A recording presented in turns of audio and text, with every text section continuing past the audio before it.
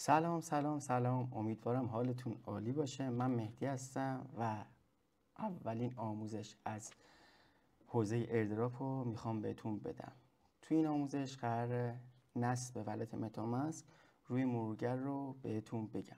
توی مرحله اول قسمت نوار ابزار بالا کلمه متاماسک ولت اکستنشن رو که من قبلا تایپ کردم شما هم سرچ میکنید و اینتر رو میزنید و با اولین سایتی که بالا میاد خود وبسایت رسمی متاماسک رو داره بهتون نمایش میده. کلیک میکنید و وارد صفحه رسمی خود متاماسک میشید. یه خورده پایینتر داره میگه ولت متاماسک چه مرورگرهایی ساپورتش میکنه. مرورگر بریو هست، مرورگر فایرفوکس هست، مرورگر کروم هست، مرورگر اج و همینطور مرورگر اپرا.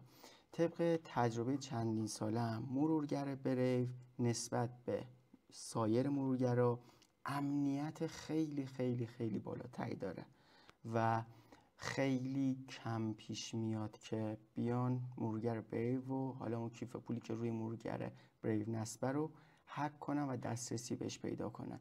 اما چون ما داریم به صورت تستی جلو میریم روی مرورگر کروم نصب میکنیم، روش کلیک میکنید و وارد این صفحه اکستنشن میشید. روی گزینه اد تو کروم میزنید تا این ولت روی اکستنشن مرورگر ما نصب بشه و اینجا یه خورده زمان میبره تا دانلود کنه و نصب بشه.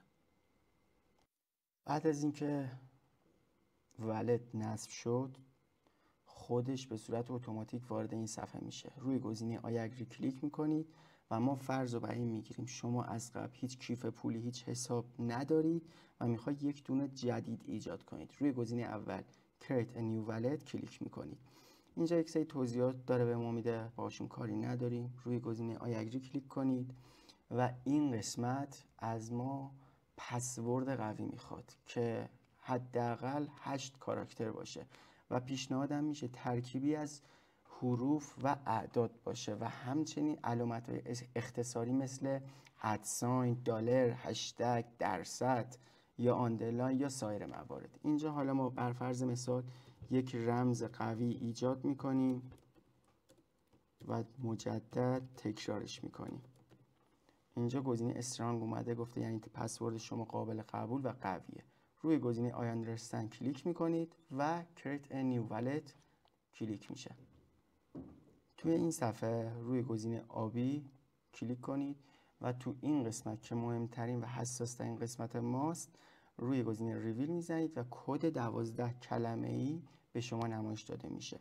نکته به شدت مهم، این کد 12 کلمه‌ای به شدت حیاتیه برای شما و این کد 12 کلمه‌ای رو شما نباید در اختیار هیچ کسی قرار بدید، چون اگر این کد رو داشته باشن دسترسی کامل به اون حساب شما رو دارن و میتونن هر بلایی سر اون حساب شما بیارن.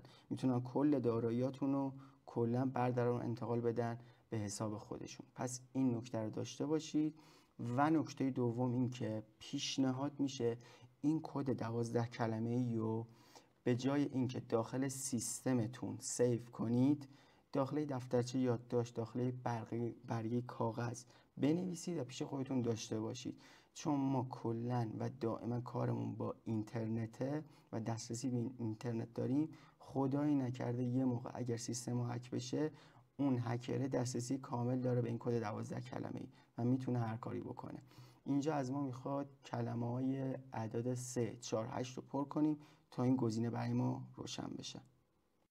خب بعد از اینکه این کلمات رو وارد کردیم این گزینه فعال میشه و کانفرم رو میزنیم و تمام، ولت ما ساخته شد. توی این قسمت هم داره میگه میتونید از این قسمت اکستنشن و روی این سنجاق بزنید تا این ولت متاماسک این بالا پین بشه و نمایش داده بشه بهتون و نکست رو میزنیم و تمام، کار ما تمام شد و ولت ما ایجاد شد. دوباره اون نکات مهم رو بهتون یادآوری میکنم و یک نکته جدیدی هم بهتون میگم.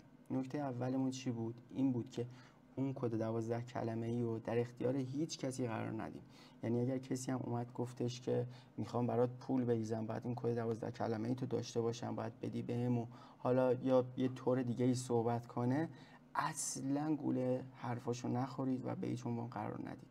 مورد دوم پیشنهاد میشه این کد 12 کلمه‌ای رو داخل یه دفترچه یادداشت یا روی برگ کاغذ یادداشت کنید و پیش خودتون داشته باشید تا اینکه داخل سیستمتون سیو کنید. و نکته سوم این که هر عملیاتی، هر کاری، هر تراکنشایی روی اون وبسایت مربوط انجام دادیم، مثل تراکنش زدن باشه، مثل خرید و فروش NFT باشه یا سایر موارد، حتما از این قسمت بالا روی سه نقطه کلیک کنید و توی قسمت آل پرمیشن اینجا با اون وبسایت هایی که در ارتباط بودید و ولتتون متصل بود اینجا کامل نمایش داده میشه.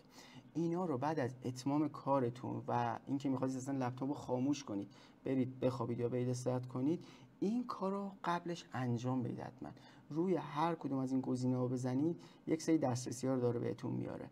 از این قسمت پایین گزینه دیسکانکت رو بزنید و دسترسی رو کامل قطع کنید تا خیالتون راحت باشه که آقا من دیگه دسترسی ندادم به فلان وبسایت، بیاد یه بلایی سر کیف پول من بیاره. حتما این نکته هم داشته باشید و توی خاطرتون هم بمونه.